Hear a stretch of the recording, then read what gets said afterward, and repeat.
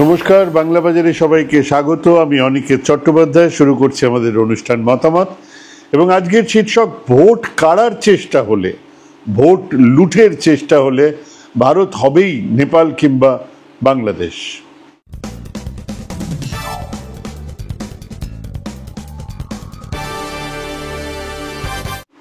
গণতন্ত্রের মন্দিরে এক চূড়ান্ত আস্থার সংকটের মুখোমুখি আমরা এই মুহূর্তে ভারতবর্ষে।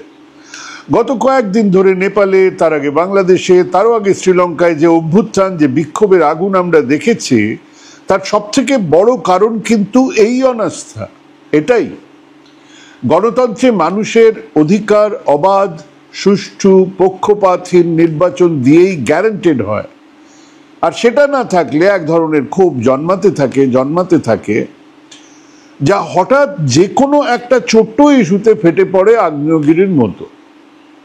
আর সেই কারণে এই সমস্ত রাগ ওই সংসদ ভবন, মন্ত্রীদের, সাংসদদের বাড়িতে, তাদের ওপরে গিয়ে পড়ে। সেই ক্ষোভ কিন্তু জন্ম নিচ্ছে আমাদের দেশেও, অলিতে গলিতে, গ্রামে শহরে। এক সময় এমন ছিল যখন ভারতের নির্বাচন কমিশনের ওপরে জনগণের আস্থা বিচার বিভাগের চেয়েও বেশি ছিল। 2001 সালে নির্বাচন কমিশনের সুবর্ণ জয়ন্তীতে তৎকালীন রাষ্ট্রপতি KR নারায়ণন এক জনমত সমীক্ষা, একটা স্যাম্পল সার্ভে করা হয়েছিল। তার ফলাফল উল্লেখ করে বলেছিলেন মানুষ নির্বাচন কমিশনকে অত্যন্ত উঁচু স্থানে রাখে, এমনকি বিচার বিভাগের থেকেও অনেক এগিয়ে রাখে তিনি বলেছিলেন। কিন্তু আজ কি অবস্থা? সেই আস্থায় ধারাবাহিক পতন দেখা যাচ্ছে। কিভাবে বুঝলাম? কদিন আগেই লোকনীতি CSDS একটা সমীক্ষা চালিয়েছিল। দেখা যাচ্ছে তাতে যে 6টা রাজ্যে কমিশনের ওপরে মানুষের আস্থায় উল্লেখযোগ্যভাবে ভাটা পড়েছে, এবং আস্থাহীন মানুষের সংখ্যা হু হু করে বেড়েছে। কোথায় কোথায়? উত্তরপ্রদেশে এবং দিল্লিতে, যেখানে 2019 সালে মাত্র 11% মানুষ বলেছিলেন নির্বাচন কমিশনকে আমরা বিশ্বাস করতে ঠিক পারছি না, সেখানে এই মুহূর্তে সেই সংখ্যা উত্তরপ্রদেশে 31% আর দিল্লিতে 30% পৌঁছেছে। তারা বলেই দিচ্ছেন যে আমরা নির্বাচন কমিশনকে বিলকুল বিশ্বাসই করছি না।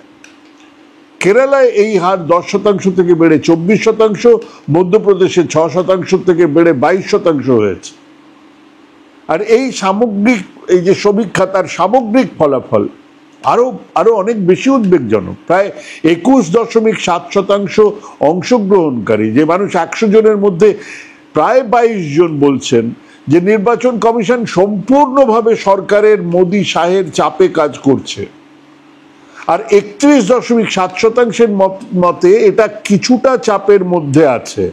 মাত্র 11.6% মানুষ বিশ্বাস করেন যে কমিশন একেবারেই কোনো চাপ নেই। মানে 53% মানুষ নির্বাচন কমিশনকে সন্দেহের চোখে দেখছেন।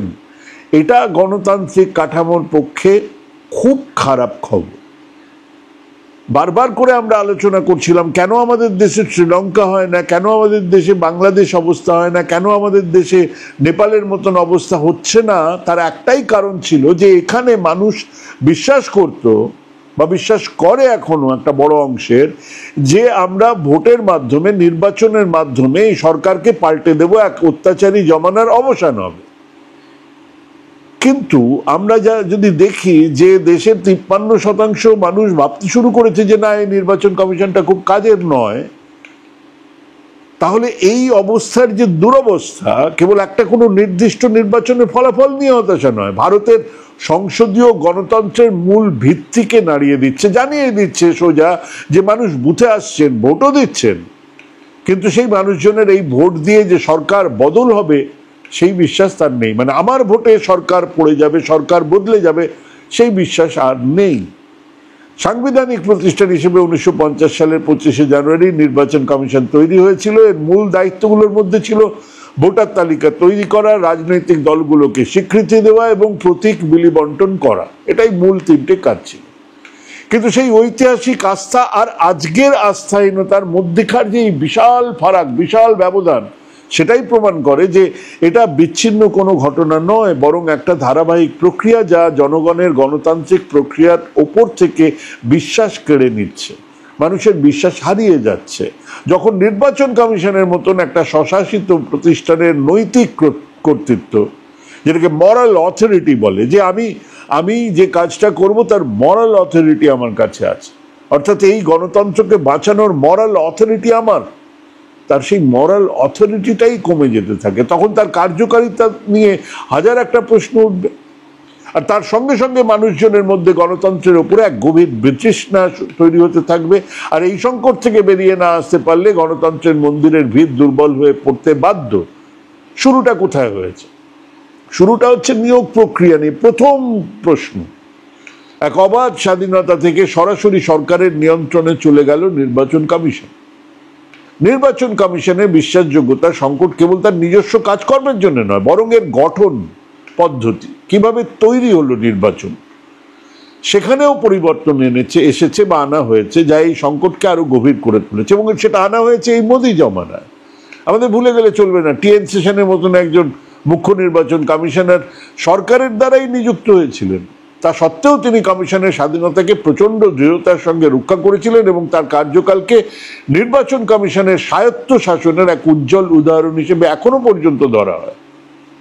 সেশনকে সেই সময় সঠিক জায়গায় সঠিক ব্যক্তিত্ব হিসেবে উল্লেখ করা হতো, কিন্তু আজ সেই নিয়োগ পদ্ধতির বিতর্ক তার চেয়েও বড় চেহারায় আমাদের সামনে এসে দাঁড়িয়েছে।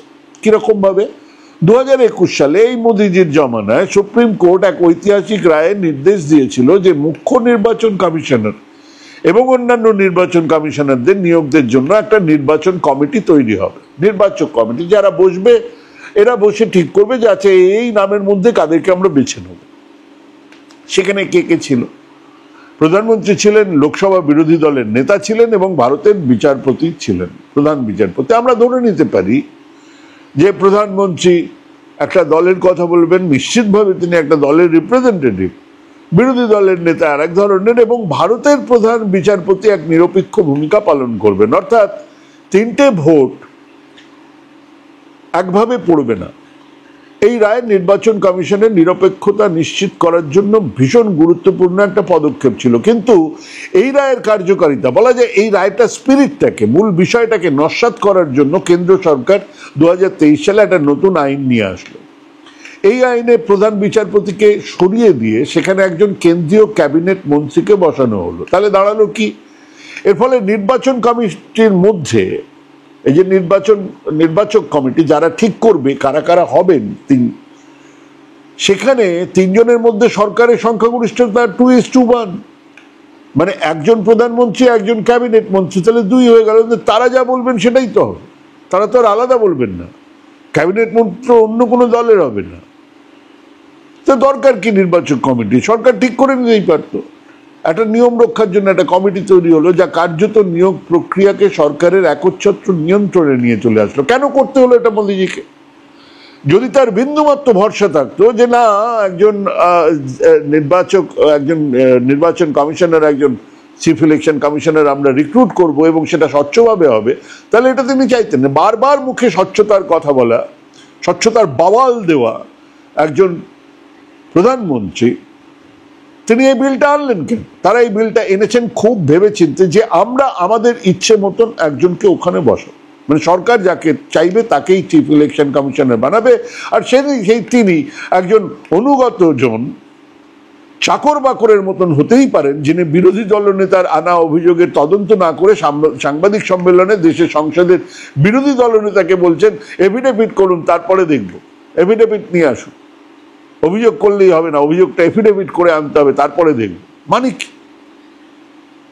একজন চিফ ইলেকশন কমিশনার বলছেন যে ভোটের মধ্যে, বুথের মধ্যে মহিলারা এসে ভোট দেন, আমরা সেই ভিডিও ফুটেজ, সেই সিসিটিভি ফুটেজ মানুষকে দেখাবো। কেন দেখাবেন না? মানে কি অসুবিধা হয়েছে? যারা ভোট দিতে যায় তারা কি পড়ে যায়? তো ব্যালট বাক্স দেখাতে বলা হচ্ছে না, যেখানে ইভিএম থাকে সেই জায়গা তো ঘেরা, সেখানে তো আর ক্যামেরা যায় না। ক্যামেরায় দেখা যাবে কারা আসছে ভোট দিতে, কারা যাচ্ছে ভোট দিয়ে বেরিয়ে। একটা বাড়িতে 80 জনের ভোটার আছে, সেই ভোটাররা আসছে কিনা, কারা আসছে, তারা সেটা দেখা যায়। সেটাকে আটকানোর জন্য লোক চেয়েছিল, বিরোধী দলনেতা বা বিরোধী যে রাজনৈতিক দল তারা চেয়েছিল যে ঠিক আছে ভিডিও ফুটেজটা দিন, এই সিসিটিভির ফুটেজ দিন। উনি বলছেন না দেব না। কেন দেবেন না? দেবেন না এই জন্য যে সেখানে নাকি মহিলারা আছেন। এটি মহা মুশকিল। এই তো কদিন আগে আমরা দেখলাম চোখের সামনে, সমস্ত ক্যামেরার সামনে, সংসদের 542 জন ভোট দিলেন, সেখানে তো অনেক মহিলা ছিলেন। ভোট দিতে কি পড়ে যায় মানুষ, কি অসুবিধে? ভোটের বুথ কি টয়লেট? এই ঘটনাটা শুধু এক প্রশাসনিক পরিবর্তন নয়, এই যে একজনকে বেছে নেবেন, দুজনেই এসে গেলেন সরকারের, এটা একটা সুপরিকল্পিত পদক্ষেপ যা গণতন্ত্রের মূল ভিত্তি, চেক অ্যান্ড ব্যালেন্স ব্যবস্থাকে ভেঙে দিচ্ছে। সুপ্রিম কোর্ট যখন নির্বাচন কমিশনের স্বাধীনতা নিশ্চিত করতে চেয়েছিল, তখন নতুন আইন এনে সরকার সেই স্বাধীনতার পথটাকেই বন্ধ করে দিল। এর ফলে এক সাংবিধানিক সংস্থা তার নিরপেক্ষতা হারিয়ে দলীয় স্বার্থের অধীনে চলে যেতে বাধ্য হবে, হচ্ছে। এই পদ্ধতি ভবিষ্যতে আনা কোনো সরকারকে একই কাজ করতে উৎসাহিত করবে, যা নির্বাচন কমিশনের অবশিষ্ট স্বাধীনতাকেও কেড়ে নেবে। এবং এইখান থেকে শুরু হচ্ছে ভোট গণনার বিভ্রাট, অদৃশ্য ভোটের বিরাট রহস্য। 2024 সালে সাধারণ নির্বাচনে ভোট গণনার পদ্ধতি নিয়ে যে গুরুতর প্রশ্ন উঠেছে তা এক ভীষণ বড় চিন্তার কারণ। ভোট ফর ডেমোক্রেসি বলে একটা বিশেষজ্ঞ গোষ্ঠী আছে, তারা অনেকদিন ধরে কাজ করছেন। লাগাতার চালিয়ে যাওয়া তাদের গবেষণাতে তারা দেখাচ্ছেন নির্বাচনের প্রাথমিক এবং চূড়ান্ত ভোটার সংখ্যার মধ্যে এক বিরাট গোলমেল ছিল। আচ্ছা, প্রাথমিক এবং চূড়ান্ত ভোটার সংখ্যা মানে কি? মানে হচ্ছে এর আগে যখনই ভোটটা শেষ হতো 5টার সময়, একটা বলা হতো যে আমাদের মোট ভোট পড়েছে, ধরে নিন বলা হলো যে 100টার মধ্যে 100টা ভোট ছিল, পরে পড়েছে 85টা। এবারে কিছু লোক বাইরে তখনও দাঁড়িয়ে রয়েছে লাইনে, তারা ভোট টোট দিলেন। বিকেলবেলায়, সন্ধ্যেবেলায় 9টার সময় জানানো হলো যে এই ভোটটা 85 নয়, এটা বেড়ে হয়েছে 89। তারপরের দিন সকালবেলায় সেটা খবরের কাগজে চলে যেত, খবরের কাগজে ছাপা হতো যে না, ভোট পড়েছে এতজন। এটা হচ্ছে চূড়ান্ত ভোটার আর প্রাথমিক ভোটার। মানে প্রাথমিকে বলা হলো 85, বেড়ে দাঁড়ালো 89। এবারে কতটা বিশাল গোলমিল ছিল, প্রায় 5 কোটি ভোটারের গোলমিল হয়েছে। 5 কোটি। সুনির্দিষ্টভাবে বলতে গেলে এই গোলমিলের সংখ্যা ছিল 4,65,46,885। অস্বাভাবিক ভোট বৃদ্ধির সঙ্গে নির্বাচনী ফলাফলের এক শক্তিশালী সম্পর্ক নিশ্চিতভাবে আছে। অন্ধ্রপ্রদেশ, যেখানে ভোট বৃদ্ধির হার ছিল 12.54%, উড়িষ্যায় 12.48%, সেখানে বিজেপি এনডিএ জোট 25টার মধ্যে 21টা আর 21টার মধ্যে 20টা আসন পেয়েছে। অন্ধ্রপ্রদেশে 25টার মধ্যে 21টা আর উড়িষ্যায় 21টার মধ্যে 20টা আসন পেয়েছে। সেখানে ফারাক কত? 12.48%। মানে যা বলেছিল তার থেকে বেড়েছে 12.48%। ঠিক উল্টো দিকে উত্তরপ্রদেশের মতন রাজ্য, যেখানে 7টা ধাপের মধ্যে 5টা ধাপে ভোট হারার হার ছিল 0.5%, তার নিচে ছিল। সেখানে বিজেপি এনডিএর ফলাফল তুলনামূলকভাবে দুর্বল ছিল। তাদের আসন 2019-এর 64 থেকে কমে 36-এ নেমে যায়। অর্থাৎ যেখানে ফারাকটা কম, মানে প্রথম যা ভোটার বলা হলো এত ভোট পড়েছে, আর শেষে দেখা গেল এত ভোট আসলে পড়েছে, এই ফারাকটা যেখানে কম সেখানে বিজেপি হেরে যাচ্ছে। আর এই ফারাকটা যেখানে বিরাট হয়ে যাচ্ছে, কি করে এতখানি বাড়লো? 5টার সময় তার বাড়ছে, 5টার পর থেকে 9টার মধ্যে যখন ভোট টোট সব শেষ হয়ে গেল 12% ভোট বেড়ে যাচ্ছে। স্পষ্ট ইঙ্গিত দিচ্ছে যে ভোট গণনায় যত বেশি গোলমেল ছিল, বিজেপি এনডিএ জোটের তত বেশি আসন ছিল। ভোট গণনার এই অস্বাভাবিক গোলমেল নিয়ে association for Democratic reforms, ADR এর রিপোর্ট আরো গুরুতর অভিযোগ তুলেছে। তাদের মতে 542টা আসনের মধ্যে 538টাতে ভোটদান এবং ভোট গণনার সংখ্যায় গোলমিল আছে। এর মধ্যে 176টা আসনে মোট প্রদত্ত ভোটের চেয়ে 35,093টা বেশি ভোট পড়েছে।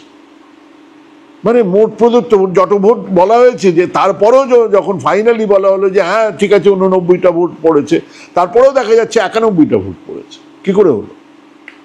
এবং 362টা আসনে 5,54,598টা ভোট কম গোনা হয়েছে। কম গোনা হলো কি করে? আমার যদি ভোট পড়ে থাকে 87টা, তাহলে 87টা গোনা হবে। এত 5,54,000 ভোট কেন কম গণনা হলো? নির্বাচন কমিশন প্রথম ধাপে চূড়ান্ত পরিসংখ্যান প্রকাশ করতে 11 দিন এই ডিজিটাল সময়ে প্রত্যেকটা জিনিস কম্পিউটারে হচ্ছে, ইভিএম কম্পিউটারে। ভোট ক্লোজ হলো সঙ্গে সঙ্গে ওখানে দেখা যাচ্ছে কত ভোট টোটাল পড়েছে। 11 দিন লাগলো তাদের জানাতে। কেন? কিসের জন্য? কোথায় গোলমেল করার জন্য? কোথায় ঘাপলা করছিলেন তারা বসে?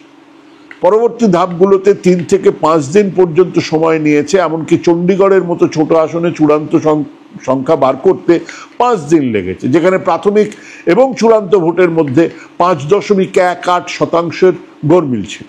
মানে প্রাথমিক যা ভোট, চূড়ান্ত ভোট, সেখানে 5.18% গরমিল ছিল।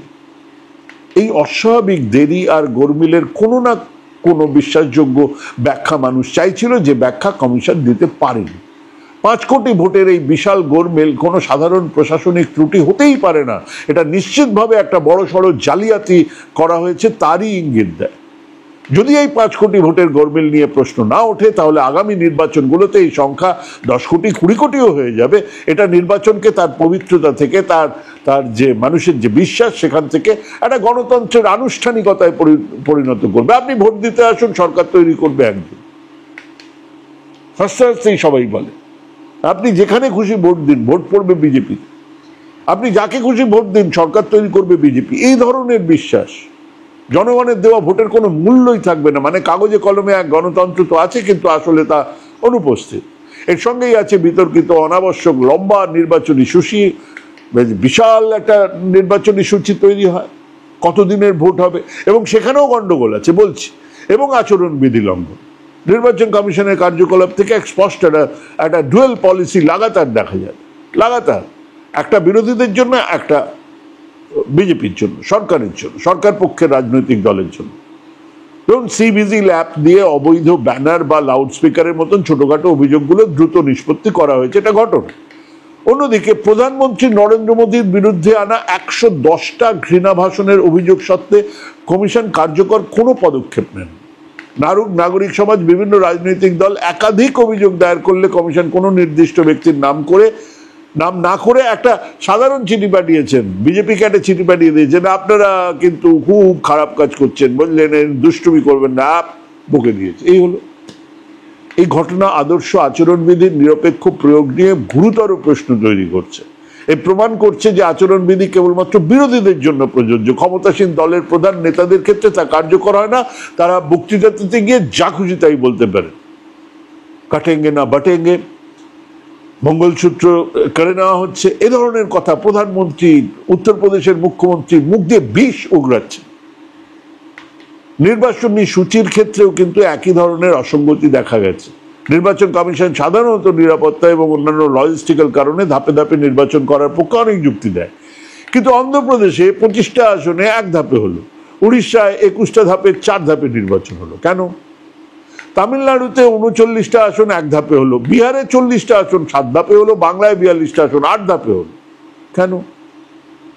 কোনো যৌক্তিক ব্যাখ্যা নেই।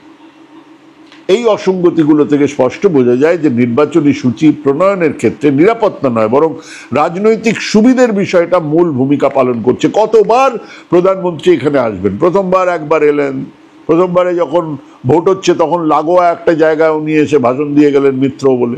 তারপরে বারে আবার এলেন, যখন আবার দ্বিতীয় এলাকাতে ভোট হচ্ছে, তৃতীয় এলাকায় দাঁড়িয়ে, লাগোয়া এলাকায় দাঁড়িয়ে আবার ভোট দিলেন। সেগুলো টিভিতে চলছে, লোকে ভোট দিতে যাচ্ছে, উনিও সময়গুলোকে সেইভাবে ঠিক করেন। এই ধরনের পক্ষপাতমূলক সিদ্ধান্ত কমিশনের নিরপেক্ষতার উপর থেকে মানুষের বিশ্বাস সম্পূর্ণভাবে কেড়ে নিচ্ছে। যখন গণতান্ত্রিক প্রতিষ্ঠানগুলো তার মূল দায়িত্ব থেকে বিচ্যুত হয়ে রাজনৈতিক স্বার্থের অধীনে কাজ করে, তখন দেশের গণতন্ত্রের কাঠামো দুর্বল হতে শুরু করে। আর সেটাই এই মুহূর্তে সব থেকে গুরুত্বপূর্ণ বিষয়। ভারতের বর্তমান পরিস্থিতি যদি এভাবেই চলতে থাকে, তাহলে এর পরিণতি প্রতিবেশী দেশ নেপাল, শ্রীলঙ্কা, বাংলাদেশের মতো হতেই পারে, যা গণতন্ত্রের জন্য, গণতান্ত্রিক মানুষজনের জন্য সুখকর নয়। নেপালের দিকে তাকান, সেখানে সংসদীয় গণতন্ত্র ঘন ঘন রাজনৈতিক অস্থিতিশীলতার শিকার হয়েছে। একের পর এক জোট সরকার তৈরি হয়েছে, ভেঙেছে, তৈরি হয়েছে। রাজনৈতিক স্থিতিশীলতা, উন্নয়ন থমকে গেছে। জনগণ সংসদীয় ব্যবস্থাকে বিশ্বাস করা ছেড়ে দিয়েছেন, বন্ধ করেছেন। ভারত যদি নির্বাচন কমিশনের দুর্বলতার কারণে সুষ্ঠু নির্বাচন প্রক্রিয়া থেকে বিচ্যুত হয়, তাহলে নেপালের মতো একটা অস্থির রাজনৈতিক পরিস্থিতি তৈরি হলে তা মোটেই অস্বাভাবিক হবে না। যেখানে জনগণের আস্থা নষ্ট হয়ে যায় এবং সংসদীয় ব্যবস্থা কেবল এক নাটকীয়তায় পরিবর্তন হয়, সেখানে এই ধরনের ক্যাওস তো হওয়া স্বাভাবিক। শ্রীলঙ্কার ক্ষেত্রেও একই ব্যাপার। অর্থনৈতিক সংকট এবং দুর্বল গণতান্ত্রিক প্রতিষ্ঠান দুটো একসঙ্গে কাজ করেছিল। দুর্বল অর্থনৈতিক ব্যবস্থাপনা, উচ্চ বৈদেশিক ঋণ, সরকারের ভুল সিদ্ধান্তগুলো জনগণের মধ্যে ব্যাপক অসন্তোষ তৈরি করেছিল এবং আগুন জ্বলেছে। গণতান্ত্রিক প্রতিষ্ঠানগুলো দুর্বল থাকায় সেই অসন্তোষ শান্তিপূর্ণভাবে প্রকাশ করার কোনো জায়গা ছিল না। মানুষ রাজপথে নেমে আসে, স্বতঃস্ফূর্ত বিদ্রোহে প্রেসিডেন্টকে দেশ ছাড়তে বাধ্য করে। শ্রীলঙ্কার ঘটনা প্রমাণ করে, যদি জনগণের মধ্যে ক্ষোভ সুষ্ঠু রাজনৈতিক প্রক্রিয়ার মাধ্যমে প্রকাশ না হতে পারে, তাহলে ভয়ঙ্কর সহিংস বিদ্রোহের রূপ নেবে। ভারতের ক্রমবর্ধমান অর্থনৈতিক বৈষম্য, সামাজিক অসন্তোষ, তার পরিপ্রেক্ষিতে এটা যথেষ্ট গুরুতর এক সতর্কবার্তা। আবার বাংলাদেশের অভিজ্ঞতা থেকে স্পষ্ট যে নির্বাচন কমিশন যখন তার স্বাধীনতা হারায়, তখন নির্বাচন কেবল একদলীয় শাসনের বৈধতার এক আনুষ্ঠানিকতায় পরিণত। গত 15 বছর ধরে বাংলাদেশে এই জুলাই অভ্যুত্থান, তার আগে পর্যন্ত মনে হচ্ছিল দেশে আর কোনো দল নেই, একটাই দল আছে, আওয়ামী লীগ। মনে হচ্ছিল মানুষ মেনে নিয়েছে, মনে হচ্ছিল মানুষ ভোট দিচ্ছে। আসলে মানুষ মেনে নেয়নি। আসলে মানুষ এর বিরুদ্ধে একটা ক্ষোভ জমা হচ্ছিল, যেটা একটা সামান্য ব্যাপারে ধরে নিয়ে গেল বাংলাদেশে চলবে হাসিনা আর আওয়ামী লীগ। 2022 সালে তৈরি বাংলাদেশের নির্বাচন কমিশনার নিয়োগ সংক্রান্ত আইনটাও একটা অনুসন্ধান কমিটির মাধ্যমে নিয়োগের বিধান এনেছিল, যার উপরে সরকারের প্রভাব রয়েছে, খানিকটা ভারতের মতো। সরকার তার পুতুলদেরকে বসিয়েছিল বাংলাদেশে, এখানেও বসানো হচ্ছে। ফলে বিরোধী দলগুলো নির্বাচন থেকে সরে দাঁড়াতে বাধ্য হয়। নির্বাচন কার্যত একটা ফার্স, তামাশা হয়ে গেছে। ভারতের বর্তমান নির্বাচন কমিশনের নিয়োগ আইন এবং তার বিরুদ্ধে ওঠা অভিযোগগুলো একই ধরনের একটা ফার্স অবস্থার, একটা তামাশার কথা বলছে। ভারত যদি এই পথ অনুসরণ করতে থাকে, তাহলে বাংলাদেশের মতো একদলীয় শাসন ব্যবস্থার দিকে এগিয়ে যাওয়া অস্বাভাবিক হবে না, যেখানে নির্বাচনের মাধ্যমে ক্ষমতা বদলের সুযোগ আর থাকবে না। সেটা হলে সংসদে নয়, নির্বাচনে নয়, রাস্তাতেই ফয়সলা হবে। ভারতের নির্বাচন কমিশন এক ভয়ঙ্কর খেলার মধ্যে দিয়ে যাচ্ছে। মানুষের বিশ্বাস যদি এই সংসদীয় গণতন্ত্র এবং নির্বাচনের মাধ্যমে ক্ষমতার বদলের ওপর থেকে উঠে যায়, তাহলে ভারত, নেপাল, শ্রীলঙ্কা, বাংলাদেশ হয়ে উঠতে বেশি সময় নেবে না। এখন যে প্রবণতা দেখা যাচ্ছে তা হলো নির্বাচন কমিশনের আস্থার সংকট, নিয়োগ প্রক্রিয়ায় সরকারের আধিপত্য, ভোট গণনায় অস্বচ্ছতা এবং আচরণবিধি লঙ্ঘনের ক্ষেত্রে একটা ডুয়েল পলিসি। এই প্রবণতা যদি চলতে থাকে, তাহলে জনগণের যে সংসদীয় গণতন্ত্রের উপরে যে বিশ্বাস, সেটা ভেঙে যাবে। আর সেই বিশ্বাস চলে গেলে ভারতে যা হবে তা সম্ভবত শ্রীলঙ্কা, বাংলাদেশ বা নেপালের চেয়ে বহুগুণ বেশি। এক বিরাট বিশৃঙ্খলা।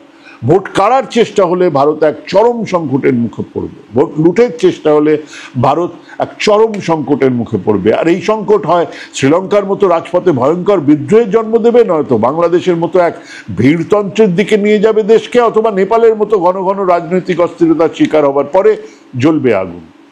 ভারতের গণতান্ত্রিক ব্যবস্থাকে বাঁচাতে হলে নির্বাচন কমিশনকে অবশ্যই তার সাংবিধানিক স্বাধীনতা, স্বচ্ছতা, জবাবদিহিতা, দায়বদ্ধতা পুনরুদ্ধার করতেই হবে। জনগণের আস্থা ফিরিয়ে আনার জন্য জরুরি সংস্কার প্রয়োজন, কারণ গণতন্ত্রের মন্দিরের ভিত যদি দুর্বল হয়, তার কাঠামো যে কোনো মুহূর্তে ভেঙে পড়তে পারে। একমাত্র সুষ্ঠু নির্বাচন, পরিপূর্ণ গণতন্ত্র, নিরপেক্ষ সংসদীয় ব্যবস্থাই ভারতকে রাস্তায় নেমে পালাবদলের দিকে নিয়ে যাওয়া থেকে বিরত রাখতে। ভাবতে হবে এই মুহূর্তে, সেটা ভাবা খুব জরুরি। আমাদের পাশাপাশি যে আগুনগুলো জ্বলছে, সেই আগুন আমাদের দেশে জ্বললে পাশাপাশি যে ছোট ছোট দেশে আগুন জ্বলা, তার থেকে 1000 গুণ বড় হয়। সেটাও আটকানো যাবে না, এত বড় দেশ। কাজেই এই কথাগুলো আমাদের ভাবতে হবে, বলতে হবে, ভাবাতে হবে। আমি ভাবছি, আপনারাও ভাবুন, ভাবতে থাকুন, ভাবা প্র্যাকটিস করুন। ভালো থাকবেন, সুস্থ থাকবেন। আজকে এখানে শেষ করছি। নমস্কার।